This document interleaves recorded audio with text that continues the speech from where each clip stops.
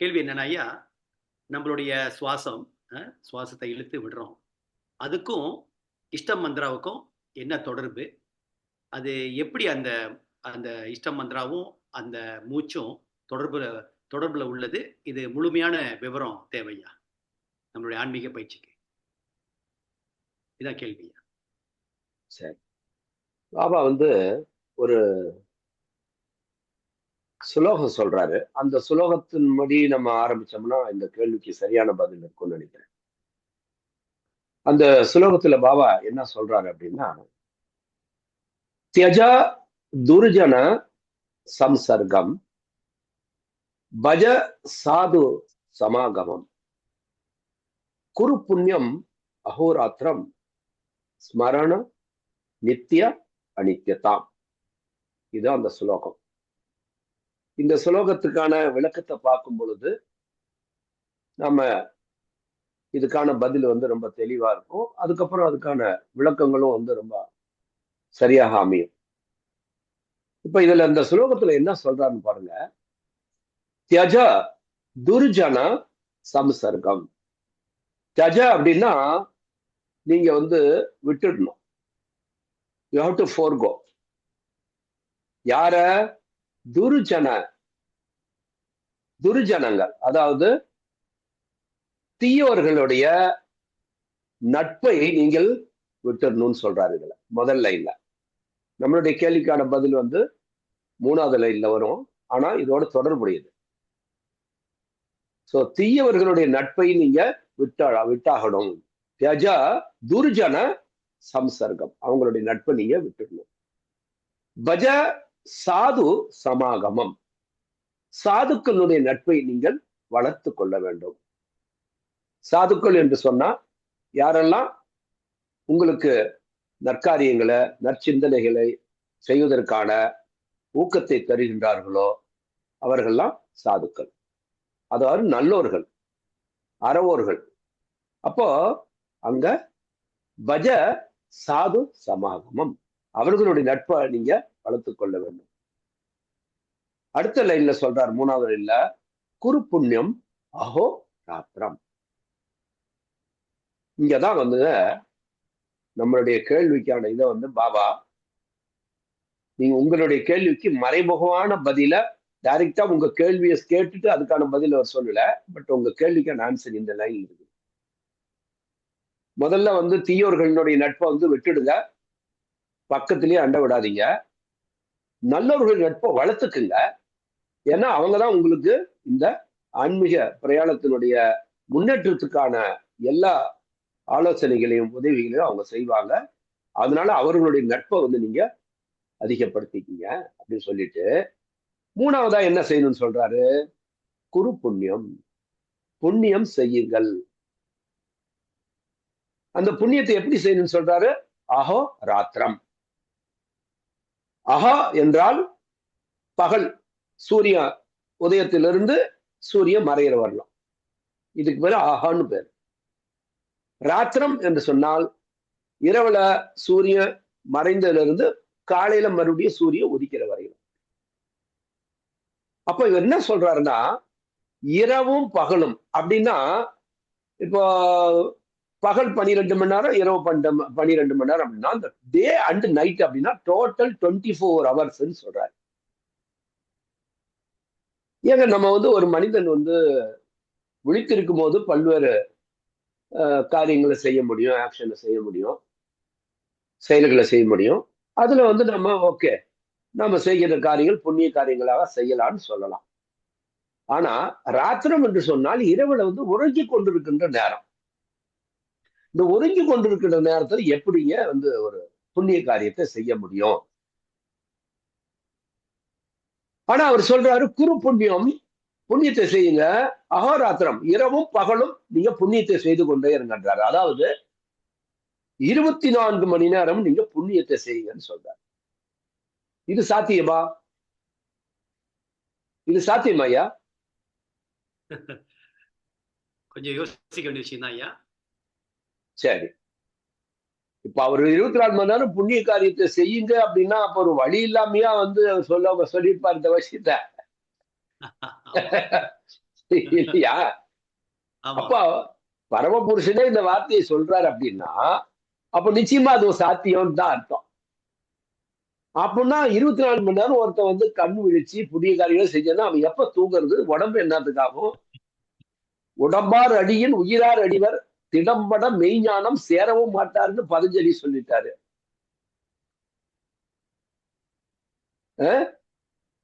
Thirumoolar sorry Patanjali சொல்ற திருமூலர் சொல்றாரு, உடம்பார் அழியின் உயிரார் அழிவர் திடம்பட மெய்ஞானம் சேர மாட்டார். உடம்பு அழிஞ்சு போச்சுன்னா அவ்வளவுதான். அதுக்கப்புறம் எந்த தியானம் மெய்ஞானத்தை எப்படி பெற முடியும்? மெய்ஞானத்தை பெறவே முடியாதுன்னு சொல்றாரு. ஆனா இங்க வந்து 24 மணி நேரம்னாக்கா தூங்குறதுக்கு உங்களுக்கு நேரம் இல்லையே அப்படின்றது பாருங்க எவ்வளவு அற்புதமான ஒரு விஷயத்த சொல்றாரு. இப்போ உங்களுக்கு நல்லவர்களுடைய நட்பு இருக்குமே ஆனால் உங்க கூட அவங்க எப்பயுமே இந்த மாதிரி விஷயங்களை ஊக்கப்படுத்திக்கிட்டே இருப்பாங்க. இப்ப உங்களுடைய தியானம் வந்து ஈஸ்வர பிரணிதானம் இருக்கு, இன்கன்டேஷன் இருக்கு இல்லையா, ஜபக்கிரியா, ஜபம் செய்யறோம்.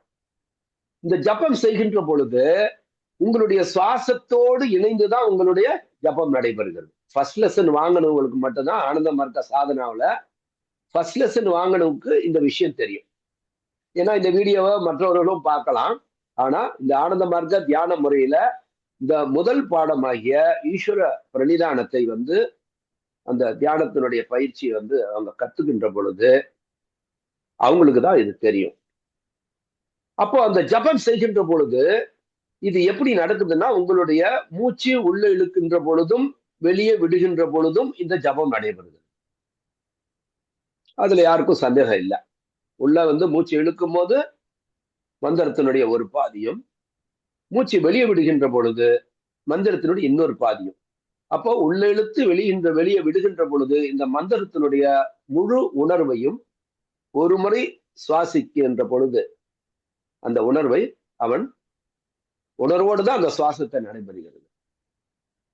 இது வந்து தியானம் செய்கின்ற நேரத்துல இது நடைபெறும். இப்போ இது ஒரு பக்கத்துல அப்படியே வச்சுங்க. இந்த புண்ணிய காரியம் அப்படின்னு சொல்லும் போது எத்தனையோ செயல்கள் வந்து இந்த உலகத்துல வந்து நல்ல செயல்கள் செய்கின்றோம். அந்த புண்ணிய செயல்கள் செய்கின்ற போதெல்லாம் அந்த செயலும் கூட அந்த செயலுக்கு சொந்தக்காரன் நான் அல்ல, அவன்தான் இந்த தேகத்துக்குள்ளார இருந்து அனைத்தையும் செய்கின்றான். இந்த தேகமும் அவனுடையது. இந்த உடலில் ஒவ்வொரு அணுவும் அவன்தான் இத்தனை வடிவங்களாக தோற்றங்களாக சதையாகவும் எலும்பாகவும் நரம்பாகவும் இரத்தமாகவும் எல்லாமே அவன்தான் ஆகியிருக்கிறான். இந்த உடலில் உள்ள இருக்கிற மனமாகவும் அந்த மனதையும் உடம்பையும் அங்க இயக்குகின்ற ஆற்றலாய ஆத்மாவாகவும் அவனே அங்க இருக்கின்றான். அதனால இந்த உடம்பு இந்த மனம் எதை செய்தாலும் அவனே செய்கின்றான் என்ற இந்த மது வித்யாவினுடைய இரண்டாம் அந்த பாடத்தினுடைய ஆனந்த மார்க்க தியானத்தினுடைய இரண்டாம் பாடத்தினுடைய அந்த உணர்விலே அவன் முதல்ல பழகணும். ரொம்ப ரொம்ப முக்கியம்.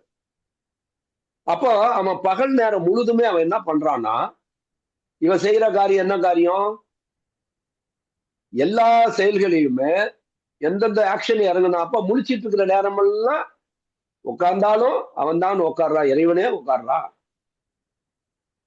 எழுந்துதான் அவனே. ஒவ்வொரு முறையும் அந்த உணர்வோடு இறைவனே இந்த வடிவத்தில் இருக்கிறத இவன் மனம் வந்து பார்க்கிறது. இந்த வடிவத்துக்குள்ள இருந்து அவனே செயல்பட்டு கொண்டிருக்கிறான் என்று இந்த உடம்புல இருக்கக்கூடிய அந்த ஜீவ மனமானது ரசிக்க வேண்டும். அந்த ரசிக்க ரசிக்க ரசிக்க அது மதுவாக மாறும்.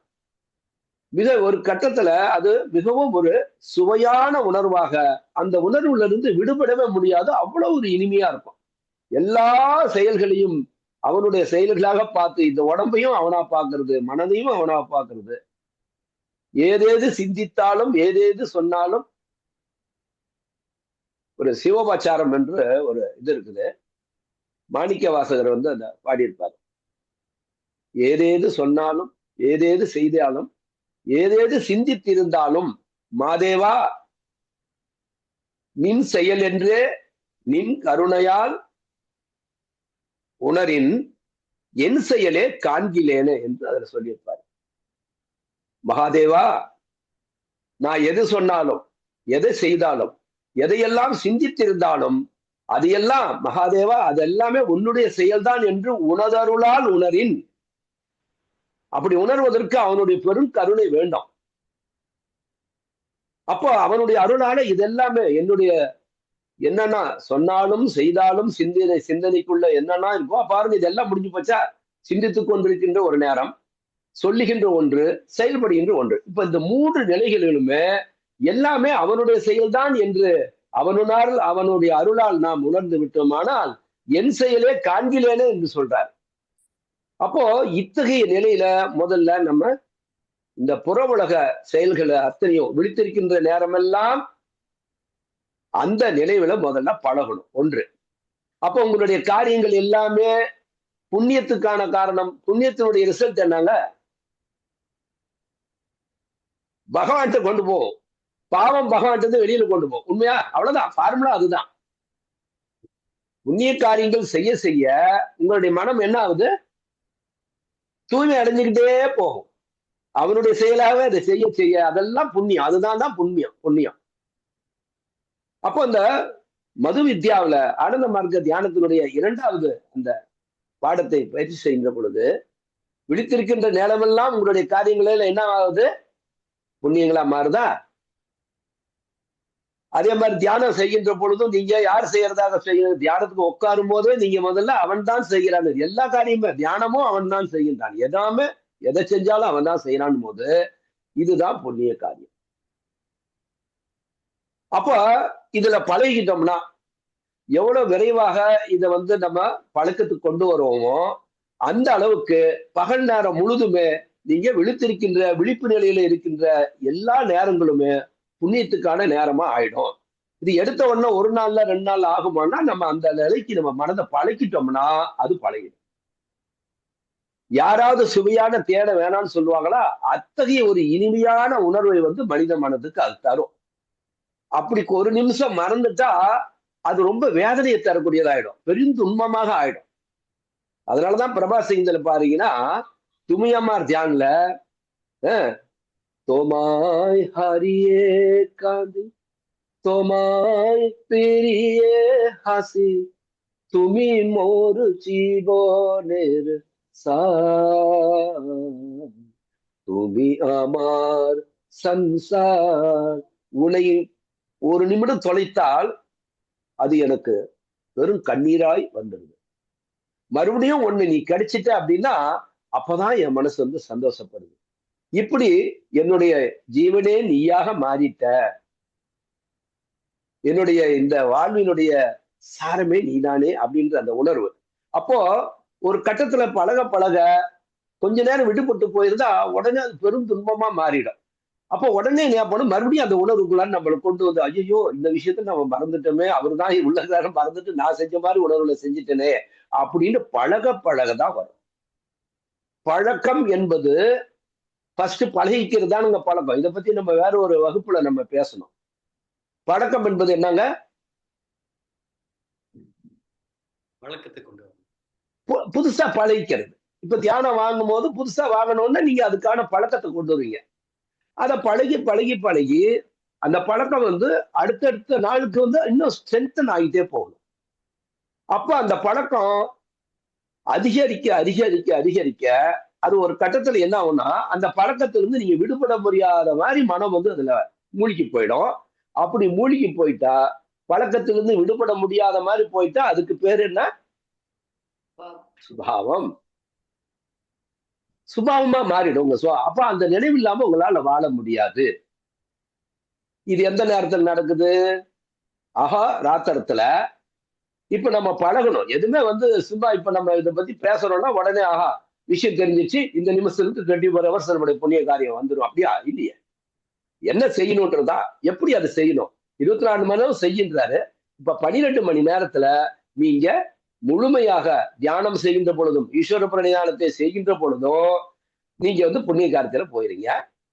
சரி, இது பகல் நேரத்துல இப்படி ஏதாவது ஆக்ஷன்ல இறங்கலாம். அப்போ நீங்க மது வித்யாவா மாத்திக்கலாம். அவர் தான் எல்லாம் செய்யறாரு இதெல்லாம் நினைச்சுக்கலாம். ஆனா உறங்குகின்ற நேரத்துல எப்படி ஆக்ஷன்ல போவீங்க? மனம் ஓய்வெடுத்து கொண்டு இருக்கிறது. இங்கதான் பாபா சொல்றாரு, உங்களுடைய சுவாசம் இருக்கிறது இல்லையா, நீங்க ஒவ்வொரு சுவாசத்தையுமே நீங்க உங்களுடைய இஷ்ட மந்திரத்தை எப்படி ஒரு சுவாசம் நீங்க தியானம் பண்ணும்போது மட்டும்தான் அந்த சுவாசத்துக்கான இஷ்ட மந்திரத்தை வந்து உள்ள போகும்போது வெளியே போகும்போது பயன்படுத்துறோம் அப்படின்னு தான் எல்லாருமே பண்ணிட்டு இருக்கிறோம். ஆனா பாபா சொல்றாரு, உங்களுடைய சுவாசத்தோடு எப்பயுமே உங்களுடைய இந்த ஜபமானது இணைந்தே இருக்கின்ற அளவுக்கு நீங்க பழகிக்கணும்னு சொல்றேன். சோ இதுவும் கூட பகல்ல பழகிக்கலாம். எப்படி மற்ற காரியங்கள் செய்யும் போது செகண்ட் லெசனை வந்து நீங்க ரிப்பீட்டடா பண்றது இல்ல. எந்த ஆக்ஷன் செஞ்சாலும் மனப்பூர்வமாக அதை நீ தான் செய்யறன்னு அந்த ஆக்ஷன் முடிகிற வரலும் அது அப்ளிகபிள். ஒன்ஸ் நீங்க யூஸ் பண்ணிட்டீங்கன்னா அந்த காரியம் வந்து 1 மணி நேரம் நடந்தாலோ 2 மணி நேரம் நடந்தாலோ 8 மணி நேரம் அந்த காரியத்தில் ஈடுபட்டாலும் தொடங்கும் போது ஒரு தடவை சொல்லிடுறீங்க. ஆனா உங்க சுவாசம் நடைபெற்று கொண்டே இருக்கிறது. அப்போ உங்க சுவாசத்தோடு என்ன சொல்றாருன்னா, ஜபக்கிரியாவின் போது மட்டும் உங்க சுவாசத்துல வந்து இஷ்ட மந்திரத்தை வந்து இணைத்து கொள்ளாம எல்லா நேரங்கள்லயும் அதை பழகி கொள்ளுங்கள் சொல்ற. அப்ப என்ன பண்ணணும், நீங்க அதிகமா எதுக்கு நீங்க வந்து இப்ப செகண்ட் லெசன் வந்து மந்திரத்தை வந்து ஒரு முறை அவன் தான் செய்கிறான்ற உணர்வோடு அதை வந்து ஒரு தடவை பண்ணிடும். ஆனா மீதி நேரங்கள் வந்து நீங்க இந்த இஷ்ட மந்திரத்தை அது உங்க காதுல ஒலித்து கொண்டே இருக்க வேண்டும். அந்த சத்தம் வந்து பிரபஞ்சத்திலிருந்து அது உங்களுக்கு கேட்டுட்டே இருக்கணும். அதுக்கான சுவாசத்தோடு தான் நீங்க பழகணும். அதை இதுக்கான பயிற்சி நீங்க எடுத்துக்கிதான் ஆகணும். தினமும் பழகி பாருங்க. ஒவ்வொரு நாளும் நாளை முதலே நீங்க பழகுங்க. நினைவு இருக்கும் போதெல்லாம் வந்து நீங்க உங்களுடைய எந்த வேலை வேணாலும் செய்ய, செகண்ட் லெசன் அப்ளை பண்ணிட்டு காரியத்தை ஆரம்பிங்க. ஆனாலும் கூடவே உங்களுடைய இஷ்ட மந்திரம் போயிட்டே இருக்குது. அது பாட்டுக்கு பழகிக்கணும். இப்ப நீங்க கீர்த்தனை பாடும் போதோ தியானம் பண்ணும் போதோ தியானத்துல உட்கார்ந்தாலும் உங்க மைண்ட் வேற ஏதோ திங்க் பண்ணிட்டே இருக்குதா இல்லையா? அது மாதிரி இங்க நீங்க உங்களுடைய காரியங்கள்ல செயல்பட்டு கொண்டிருக்கும் பொழுதும் நீங்க உங்க சுவாசம் போயிட்டு இருக்குதுன்றதையும் கூடவே நினைவுபடுத்திக்கிட்டே வாங்க. அது கூடயே நினைப்பு வந்துடும். ஐடியேஷனாவும் மாறிடும். நீங்க எந்த ஒர்க் பண்ணாலும் அந்த சுவாசத்தோடு அது நடைபெற்று கொண்டிருக்கிறது பழகி போயிடும். சரி, அப்படியே பழகிட்டாலும் இது பகல் நேரம் மட்டும்தானே நடக்குது. ஆனா பாபா சொல்றாரு, எப்ப நீங்க பகல் பொழுதெல்லாம் இப்படி பழகி கொள்கின்றீர்களோ இது என்ன ஆகும்னா, அது உங்களுடைய அந்த பழக்கமானது உங்களுடைய சுபாவமாகவே அது மாறிவிடும் சொல்றாரு. அப்ப என்ன ஆகுதுன்னா, நீங்க கான்சியஸ் மைண்ட்ல உங்களுடைய பிரீத்திங்கோட அந்த ஓடிக்கொண்டிருந்த அந்த இஷ்ட மந்திரம் பழகி பழகி பழகி பழகி எந்நேரமும் அதோட போய் போய் போய் பழகிடுச்சு. அப்போ அது என்ன சொல்றது, ஒவ்வொன்றும் சொல்றதுங்க உங்களுக்கு நினைவுபடுத்திட்டே இருக்குது. செகண்ட் லெசன் சொல்லும் போது எல்லாரும் நீ தான் செய்யறன்னு. ஆனா ஃபர்ஸ்ட் லெசன் மந்திரத்தை வந்து நீங்க உள்ள போக போக இதுவே நீதான் அப்படின்றத எப்பயுமே நினைவுபடுத்திட்டே இருக்கு. இந்த நான் என்பது நீதான் இருக்கிறது. அப்படி அவர் மட்டுமே இருக்கிறத நீங்க வந்து முழுமையாக உணர ஆரம்பிப்பீங்க. அந்த கட்டத்துல நான் வந்து அவரா இருக்கிறேன், நான் வந்து அவர்தான், அல்லது வந்து உங்க மனசே வந்து உங்களை பார்த்து நீ வந்து அந்த பொருள் தான் பரம்பொருள் தான் அப்படின்ற மாதிரி ரெண்டு டியூலே இருக்காது. நீங்க வந்து அது அவர் தான் இருக்கிறாரு, இங்க அவர் தான் இருக்கிறாருன்ற அந்த உணர்வுல அந்த இஷ்ட மந்திரத்தினுடைய பொருள் உங்களுக்கு என்னவா இருக்குதோ அந்த உணர்வா மாறிடும் போது அது உங்களுடைய சுபாவமாக மாறிவிடும் என்று பாபா சொல்றார்.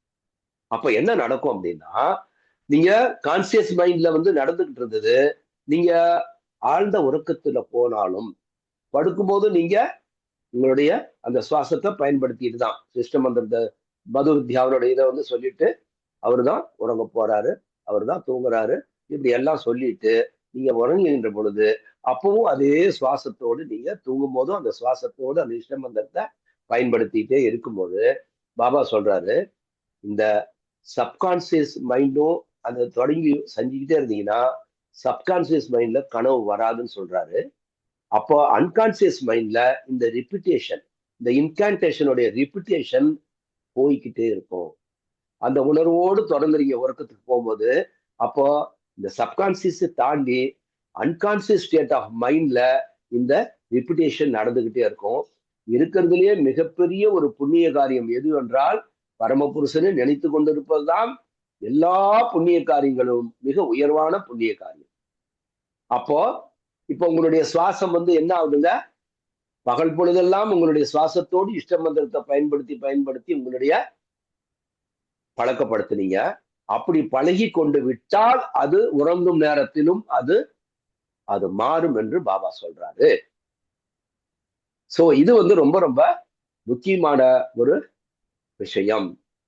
சரியாங்கய்யா? சோ இப்படிதான் உங்களுடைய இந்த சுவாசத்தினுடைய இதை வந்து நீங்க எப்படி மாத்தணும் அப்படின்றத பாபா உங்களுக்கு கிளியரா சொல்றாரு. சரியா? நான் வந்து பாபானுடைய வேர்டை கூட நான் இங்க உங்களுக்கு படிக்கணும்னு நினைக்கிறேன். நான் now this japa is adjusted to your breathing, inhalation and exhalation. So if you practice it properly, what will happen? Even while sleeping, automatically this japa kriya will go on in accordance with your respiration, in accordance with your inhalation and exhalation. யாரோட வார்த்தைங்க? பரமபுருஷனுடைய வார்த்தை. உங்களுடைய கேள்விக்கு answer பாருங்க. உறங்குகின்ற நேரத்துல 12 மணி நேரம் நீங்க வந்து முடிச்சிருக்கும் போது நீங்க ஜப கிரியாவை பழகிக்கிறீங்க.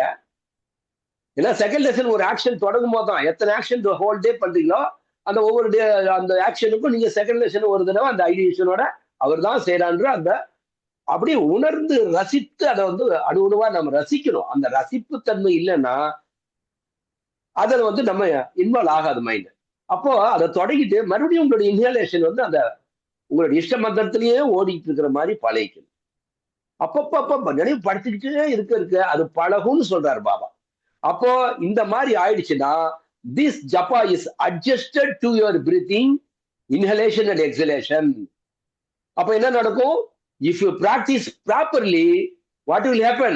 Even while sleeping, automatically this japa kriya will go on in accordance with your respiration, in accordance with your inhalation and exhalation. So while asleep, you can do this thing. This is called achapa japa. That is, there is no special endeavor from your side. The japa goes on automatically. Thus, during the night, you can also do punya. Kuru punyam ahoratram. For all the 24 hours, you can do punya. இதுதான் பாபாவுடைய answer. நான் பாபா என்ன சொல்றாரு பாருங்க. 24 மணி நேரம் உங்களுடைய இது எப்படி கொண்டு வர முடியும்? பகல்ல வந்து நீங்க அப்படி பண்ணுங்க. அது அப்படியே பழகிட்டீங்கன்னா, if you do it properly, automatically அது போவோம். அச்சப்பா ஜபா இது வந்து அன்கான்சியஸ் ஸ்டேட் ஆஃப் மைண்ட்ல நடக்குதுன்னு பாபா இன்னொன்னு அதுலயே சொல்லுவாரு. பட் அதுக்கெல்லாம் தேவையில்லை. பட் ஆனா இந்த உங்களுக்கு வேலிடான பாயிண்ட் இங்க சொல்லிட்டார் பாபா. அப்போ நம்ம உண்மையிலேயே நம்ம அந்த அரை மணி நேரத்துக்காக தான் பண்ணிட்டு இருக்க வேண்டிய நாம இப்படி பழகிறதே இல்லை. அப்போ இது பழகணுமா வேணாவா? எப்படி இருக்கும் நினைச்சு பாருங்க. அந்த பழக்கத்துக்கு ஒரு சாதகன் வந்துட்டானா அவன் அடைய முடியாத எல்லை என்பது கிடையாதுங்க சாதனாவில். நம்ம யாரும் சும்மா ஏதோ டிக் அடிச்சுட்டு போயிட்டு இருக்கிறோம். ஸ்கூலுக்கு போனா அட்டெண்டன்ஸ் கொடுக்குற மாதிரி தான் நம்ம தியானம் நடக்குதுயா. இவ்வளோ பெரிய பிரம்மாண்டமான பிரம்ம வித்தையை வந்து பாபா கொடுத்துருக்காரு. ஆனா நாம யாரும் அதுக்கான முயற்சி பண்ணல. ஆனா நான் ரொம்ப நாளா முயற்சி பண்ணிட்டு இருக்கிறேன், இன்னும் வெற்றி அடையல. அதுக்கான கேள்வி நீங்க ஆனா கேட்டீங்க. ஆனா நான் ரொம்ப தீவிரமான இந்த முயற்சி வந்து ரொம்ப நாளா பண்ணிட்டு இருக்கிறேன். பேசலாமா? பேசுங்க ஐயா. இது நான் தொடர்ந்து கிட்டத்தட்ட நிறைய நாள வந்து நான் எப்பவுமே படுக்கும் போது ஒரு பிரபாத் சிங் இது நம்ம கீர்த்தனை பாடிட்டு குரு பூஜை செஞ்சுட்டு நீங்க பாபா சொல்ற மாதிரி அந்த மந்திரத்தோட சொல்லிட்டு தான் அந்த உறங்குவேன். மந்திரமும் சுவாசமும் ஒன்னா சேர்த்து தான் உறங்கிட்டு இருக்கிறேன். நான் ரொம்ப நாள் அப்படிதான் செஞ்சுட்டு இருக்கேன். பாபா சொன்னதை பாபா செஞ்சுட்டு தான் இருக்கிறேன். நான் நைட்ல எப்ப படுத்தாலையும் மந்திரமும் மூச்சும் கலந்துட்டு தான் அப்படி உறங்குவோம். அப்படிதான் பழக்காயிட்டு இருக்கும் கொஞ்ச நாள். இரவு முழுவதும் அது ஆட்டோமேட்டிக்கா போயிட்டு தான் மகிழ்ச்சி. ஆனா பகல்ல வந்து இதுக்கான பழக்கத்தை உருவாக்காம அது இரவுக்கு பழகாது. அது மட்டும் பகல் நேரத்துல நீங்க இதுக்கு பழகலைன்னா, ஏன்னா நீங்க பழகணும். அப்பதான் ப்ராப்பரா நீங்க இப்ப எக்ஸசைஸ் அது கொடுத்துருக்கீங்க. அப்பதான் ஜப்பா நடக்கும். பகல்ல இதுக்கான முயற்சி எதுவுமே எடுக்காம,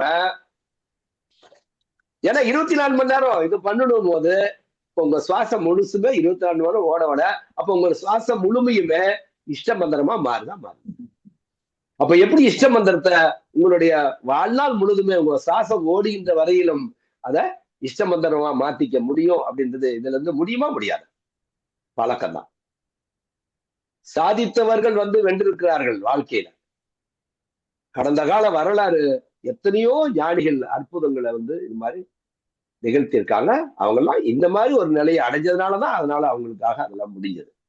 ஓகேவா? கேள்விகள் கேட்கலாம் ஐயா. முரளி ஐயா கேளுங்க. கேள்வியா இப்ப கேள்வியை ஒரு ஸ்டாப் பண்ணிக்கலாமா? அடுத்த கேள்வி இது சம்பந்தமான விஷயம் தான் ஐயா. இல்ல தனியா போடலாம். சொல்லுங்க சொல்லுங்க சொல்லுங்க. இந்த விளக்கம் ரொம்ப தெளிவா இருக்கு ஐயா. ஏன்னா இது ரொம்ப தெளிவாகவும் ரொம்ப உற்சாகமா இருக்கு. அடுத்த கட்டமா அன்கான்சியஸ், அதாவது அன்கான்சியஸ் லெவல்ல போகும்போது நம்ம இந்த ஜபக்கிரியா அதுவே நம்ம பழக்கத்துக்கு கொண்டாந்தோமோ அது போயிட்டு இருக்குன்றது எனக்கு தெரிய வந்தது. இப்ப அழகா சொல்லிட்டீங்க. இப்ப இந்த அன்கான்சியஸ்ல நம்ம உச்சரிக்கிறோமா இல்லையான்றது நம்ம கான்சியஸ் லெவலுக்கு தெரியாது. சரிங்களா ஐயா? கான்சியஸ்ல தெரியாது நம்ம உச்சரிக்கிறோமா இல்லையான்னு. அது அன்கான்சியஸ்ல போயிட்டு இருக்கும். இப்ப அதுக்கு முன்பு இது என்னுடைய ஒரு சின்ன டவுட் ஐயா. இப்ப ஜபக்கிரியா இல்லாத பட்சத்துல இந்த அன்கான்சியஸ் மைண்ட்ல என்ன ஓடிக்கிட்டு இருக்கும்? நான்ற எண்ணம் மட்டும்தான் ஓடிக்கிட்டு இருக்குமா? அதுவும் நம்மளுக்கு கான்சியஸா தெரியாது. சோ இப்ப அந்த நானுக்கு பதில் தான் இந்த ஜபக்கிரியா ஓடிக்கிட்டு இருக்கா அப்படின்ற ஒரு கேள்வி வந்துச்சுயா. சரி, பரவாயில்ல. இது ஒரு தனி கேள்விதான். இருந்தாலும் இதோடய நம்ம நினைச்சுக்கலாம். சரி. பொதுவாக சாதாரண மனிதர்களுடைய வாழ்க்கையில பகல் முழுதும் அவங்க பல்வேறு காரியங்களில் ஈடுபடுறாங்க. பல்வேறு விஷயங்களோடு அவங்க மனது தொடர்பு, கஷ்டம், சந்தோஷம், பல்வேறு நிகழ்வுகள் இதெல்லாம் மைண்டுக்குள்ள ஆழமாக அன்றாடம் இதெல்லாம் பதிவாகிக்கிட்டே தான் போகும். எல்லாமே ஒரு சாதகனா இருந்தாலும் சாதகன் அல்லாத இருந்தாலும் அன்றாடம் எதெல்லாம் புற உலகத்தில் இருக்குதோ அதெல்லாம் கான்சியஸ் மைண்ட்ல இருக்கும்போது அது என்ன ஆகும்னா கடைசியில் எங்க போய் ஸ்டோர் ஆகும் அப்படின்னா இந்த அன்கான்சியஸ் ஸ்டேட் ஆஃப் மைண்டுக்கு தான் அது கொண்டு போய் ஸ்டோரேஜில் ஆயிடும். இந்த உறங்கும் போது சாதாரண மனிதர்களுக்கு அல்லது இந்த சரியான பிராக்டிஸ் இல்லாம சாதனாவில் நம்ம பகல் நேரம் மட்டும் அப்பப்போ ஒரு காலையில் 1/2 மணி நேரம் ட்ரை பண்றோம், ஈவினிங் 1/2 மணி நேரம் ட்ரை பண்ணாலும் இந்த கான்சியஸ் மைண்டு உறக்கத்துக்கு போகும்போது இது என்ன சப்கான்சியஸ் மைண்ட்ல தான் இந்த உறக்க நிலை என்பது அன்கான்சியஸ் ஸ்டேட் ஆஃப் மைண்ட் இல்லை, இது சப்கான்சியஸ் ஸ்டேட் ஆஃப் மைண்ட். அது இப்ப என்ன நடக்கும்னா இந்த அன்கான்சியஸ் ஸ்டேட் ஆஃப் மைண்ட்ல எல்லா நினைவுகளும் பதிவாகி இருக்கும், அங்கதான் இருக்கும். அது என்ன ஆகும்னா உங்களுடைய ரத்த ஓட்டம் ஓட ஓட உங்களுடைய பிரெயின் செல்ஸ் ஃபங்க்ஷன் ஆகிட்டே இருக்கும். ஆனா கான்சியஸ் மைண்டுக்கு அது பயன்படாது. இப்ப என்ன ஆகும்னா சில பேருக்கு நிறைய கனவுகள் வரும். அந்த விழித்த உடனே அந்த கனவுகள் நினைவுக்கு வரும். சில பேருக்கு ஏதோ கனவு பார்த்த மாதிரி இருக்கு, ஆனா எதுவும் நினைவுக்கு வரல, அல்லது நினைவுக்கே வராது, கனவு கண்டமான்றது கூட அவங்களுக்கு தெரியாது. சோ இந்த ஏன்னா இறந்தால் மட்டும்தான் மைண்ட் ஃபங்க்ஷனை இழக்கும். ஆனா நம்ம அன்கான்சியஸ் ஸ்டேட்ல இருந்து இந்த சப்கான்சியஸ் உறக்க நிலை மனதிற்குள்ளார இது இயங்கிக் கொண்டே இருக்கும், இயங்கிக்கிட்டே தான் இருக்கும் அது. பட் ஏன் ஒரு சாதகனுக்கு அன்கான்சியஸ் ஸ்டேட்ல இது நடக்குது அப்படின்னா நீங்க தியானத்தின் போது என்ன பண்றீங்க அப்படின்னா கான்சியஸ்ல இருந்து நீங்க மைண்ட் என்ன பண்றீங்க செகண்ட் லேயர் ஆஃப் மைண்டுக்கு தான் கொண்டு போறீங்க. அங்க கொண்டு போனதுக்கு அப்புறம் அங்க நீங்க அதுதான் அப்படின்ற உணர்வை எங்க உணர்றீங்கன்னா அந்த செகண்ட் லேயர்ல தான் அதை நீங்க ஃபீல் பண்றீங்க.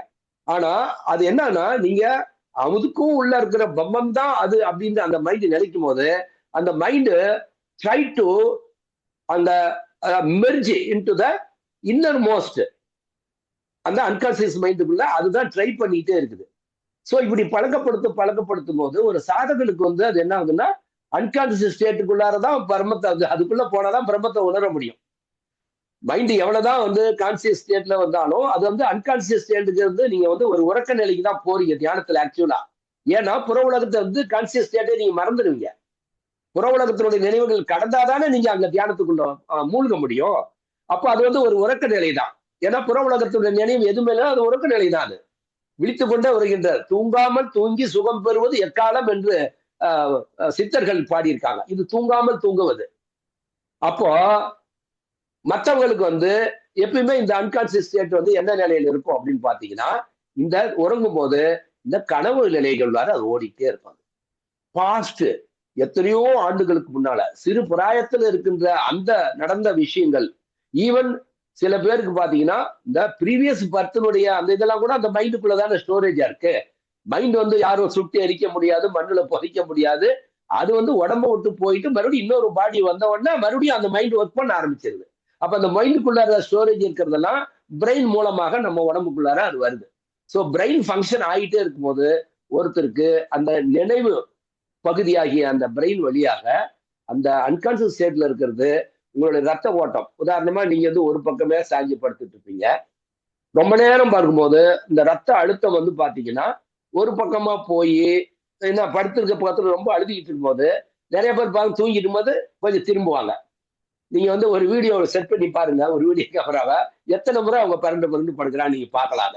ஏன்னா இது ஆட்டோமேட்டிக்காவே அவங்கள வந்து அந்த மாதிரி மாத்தி மாத்தி படுக்க வைக்கும். அப்ப வந்து நார்மலா போயிட்டு இருக்கும். பட் சில பேர் உடல்நிலை சரியில்லாத காரணத்தாலோ அல்லது வந்து ரொம்ப அலுப்பு ரொம்ப சோர்வுனால அப்படி படுத்தாங்கன்னா சில கனவுகள் பாத்தீங்கன்னா அப்நார்மலான கனவுகள் சில வரும். ஏன்னா இந்த ரத்த ஓட்டம் முழுமையான பகுதிக்கு போய் முழுமையான பிரெயினுக்கு வந்து போகாம ஒரு பகுதியான இதுல மட்டும் ஃபோர்ஸா போகும். இந்த மாதிரி நேரங்கள்ல அந்த மனதினுடைய ஆழ் மனதினுடைய அந்த நினைவுகளுடைய அந்த பதிவுகள் இருக்கு இல்லையா, எல்லாமே அந்த மைண்ட்ல இருந்து இன்னொரு உடல்ல வந்த உடனே அந்த மைண்ட்ல இருக்கிற எல்லாமே இந்த இதோட கனெக்ட் ஆயிடும், இதோட பிரெயினோட கனெக்ட் ஆயிடும். அப்போ அந்த ஆழ் மனதில் இருக்கிற எல்லா நினைவுகளையும் திருப்பி கொண்டு வருது எதுனாக்கா இந்த பிரெயின் செல்ஸ் தான் உங்களுக்கு நர்வ்ஸ் தான் கொண்டு வரும். இப்போ இதுதான் அங்க நடக்கும். அப்ப என்ன நடக்கும்னா அவங்களுக்கு இந்த உறக்க நிலை என்ற அந்த நடுப்பகுதியில கனவுகள், விதவிதமான கனவுகள், அதிபயங்கரமான கனவுகள், இதெல்லாம் பாஸ்ட் நடந்ததெல்லாம் பாத்தீங்கன்னாக்கா அந்த கனவுல வரும். சில பேர் பார்த்தோன்னா அப்படியே அந்த கனவுலயே வந்து சொல்லணும் துயரம் படுகின்ற மாதிரிலாம் கனவு இருக்கும். அந்த கனவுலயே முடிச்சுட்டு அப்படியே மிரண்டு போய் கொஞ்ச நேரம் தூக்கம் வராமலாம் இருப்பாங்க. இதெல்லாமே இந்த பாஸ்டினுடைய இதெல்லாம் வந்து வரும். சிலது வந்து இப்போ கரண்டா இருக்கிற நினைவுகள் அதோட அந்த பாஸ்ட் நினைவுகள் இரண்டும் மிக்சிங் ஆகி ரத்த ஓட்டம் சரியான முறையில வந்து பிரெயின்ஸுக்குள்ள போகலைன்னா ரெண்டும் மிக்சிங் ஆகி அது வந்து ஒரு அதிசயமான அபூர்வமான சில கனவுகளாகவும் தோன்றும். ஸோ இதுதான் மற்றவங்களுக்கு வந்து என்னன்னா அன்கான்சியஸ் வந்து எப்பயுமே இந்த கான்சியஸ் இது உறக்க நிலை மனதுக்கான இதை வந்து தொடர்புலதான் இருக்கும். அதனால அங்க இருக்க நினைவெல்லாம் இந்த உறக்க நிலை மனதுல அது வேலை செஞ்சுட்டு தான் இருக்கும். ஒரு சாதகன் வந்து இந்த மாதிரி பழகுகின்ற பொழுது அப்போ அவனுக்கு வந்து வேறு சிந்தனை அங்க இல்லாதனால அவருடைய மைண்ட் எப்பயுமே அந்த ஐடியேஷன்லயே இருக்கிறதுனால அந்த ஐடியேஷன் எப்பயுமே இந்த உறக்க நிலையை கடந்துதான் சாதனாவிலையும் கான்சியஸ் ஸ்டேட்ல இருக்கும் போதும் போறதுனால இது நடைபெறுவது எங்க நடக்குதுன்னா அன்கான்சியஸ் ஸ்டேட்ல இந்த ஜப்பாவானது போயிட்டே இருக்கும். அதே மாதிரி இதோட தொடர்புடைய இன்னொரு விஷயம், ஐயா உங்க கேள்விக்கு இது ஆன்சர் ஓகேன்னா பாருங்க, புரியுதா? புரியுது புரியுது புரியுது. இதோட தொடர்புடைய இன்னொரு விஷயத்தையும் நான் சொல்றேன். எந்த ஒரு சாதகன் தாரக பிரம்மாவை தன்னுடைய கனவுல பாக்குற மாதிரி அவன் நினைக்கிறானோ, கிடைச்சதோ கனவுல வந்து பார்க்கின்றானோ, அந்த பாபா சொல்றாரு it is not a dream but it is real. எப்படி ஒரு சாதனா செஞ்சிட்டு இருக்கும் போது அவனுக்கு அற்புதமான காட்சி அவர் தருகின்ற அவ்வளவு சாதனாவில, அதுபோல இந்த மாதிரி உணர்வுடைய சாதங்களுக்கு அது இருக்குதுன்னா it is not in subconscious but in the unconscious state of மைண்ட்ல உள்ளாரதான் அந்த காட்சி கிடைக்குது. ஏன்னா அதுதான் பிரம்மத்தோடு ஆத்மனோடு தொடர்புடைய பகுதி. அங்கதான் அவனுக்கு காட்சி கிடைக்குது. அது வந்து நீங்க நினைக்கலாம் அது கனவுல பார்த்தேன்னு, இல்லவே இல்லை. எப்ப தாரக பிரம்மா வந்து உங்க ட்ரீம்ல வராரோ it is not a dream but நீங்க இட் இஸ் கேரண்டி தட் நிஜமாவே நீங்க பார்த்ததுன்னு. ஆனா உங்க மைண்ட் திருப்தி அடையாது. இல்லையே என் கண்ணு முன்னாள் நான் பகல்ல தியானம் பண்ணும்போது வந்திருந்தா கூட அற்புதமான காட்சி நான் உணர்ந்திருப்பேன். ஆனா தூக்க நேரத்துல இது வந்துருச்சு, இந்த கனவாதானே நினைக்க முடியுதுன்னு நினைக்கலாம். பாபா தெளிவா சொல்றாரு it is not a dream. So அதோட தொடர்புடைய விஷயம்னால இது அதையும் உங்களுக்கு நான் நிறைய சரிங்க.